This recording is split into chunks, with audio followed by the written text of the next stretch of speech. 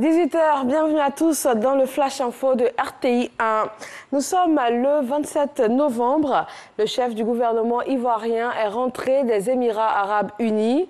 À la tête d'une délégation de 7 ministres, Patrick Achi a fait la promotion de la destination Côte d'Ivoire devant les investisseurs de Dubaï et du monde entier lors de la grande expo de Dubaï. Ici, en Côte d'Ivoire, la cérémonie solennelle de rentrée judiciaire et de prestation de serment de magistrats et de greffiers s'est tenue à l'état-major en général en présence du ministre d'État, ministre de la Défense, Téné Birahima. Faisons le point avec Abou Sanogo.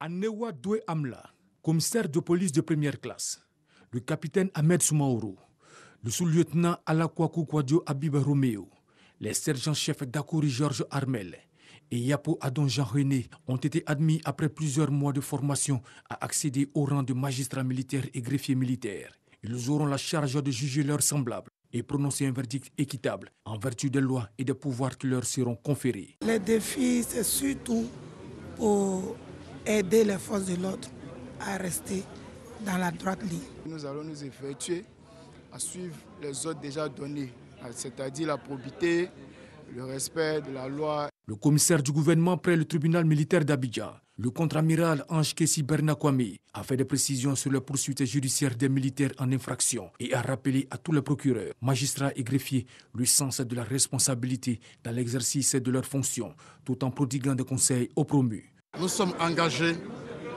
aux côtés du ministère chargé de la promotion de la bonne gouvernance et de la lutte contre la corruption de combattre ce fléau social qu'est la corruption. La lutte contre la corruption doit commencer par la remise en cause des magistrats eux-mêmes. L'autorité investie des pouvoirs judiciaires à l'égard des forces armées de Côte d'Ivoire a expliqué l'importance et le rôle du tribunal militaire d'Abidjan. Le ministre d'État, ministre de la Défense, Téné Birahima Ouattara, engage les militaires à éviter des abus sur la population civile dont ils ont en charge la protection. Le tribunal militaire a fait beaucoup de progrès. Sous la houlette du contre-amiral Ange Kessi, on ne peut que se féliciter du parcours qui a été fait et tout ce que nous pouvons leur souhaiter, c'est bonne chance et beaucoup de travail. Cette cérémonie marque la fin de l'année judiciaire écoulée et le début de la nouvelle année dont les audiences démarreront très prochainement.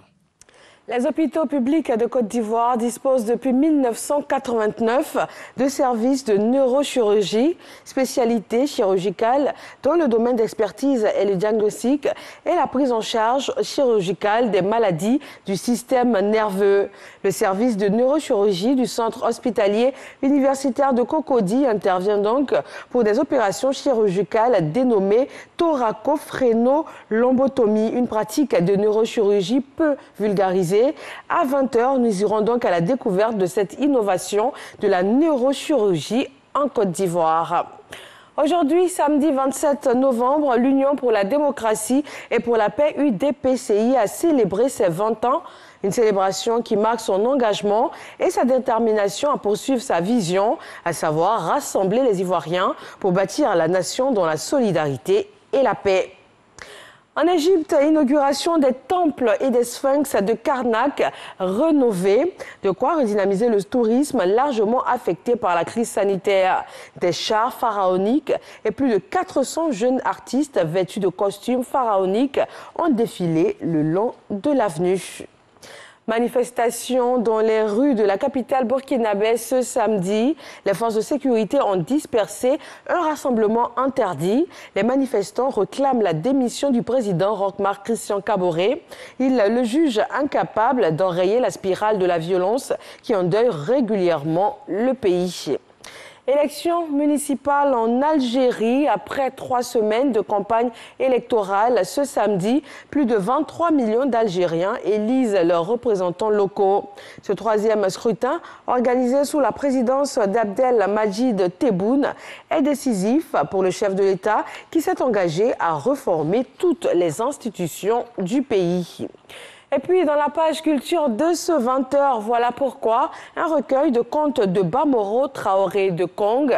Le professeur Yacouba Konaté, auteur de ce travail de traduction, il nous livre à travers son œuvre un pan d'histoire contenu dans les contes de Bamoro Traoré, maître de la parole, dont les tournures de phrases et les paroles inspirées ont marqué pendant très longtemps la rhétorique des peuples du Nord. Il sera avec nous à 20h. Le rendez-vous est fixé. À tout à l'heure.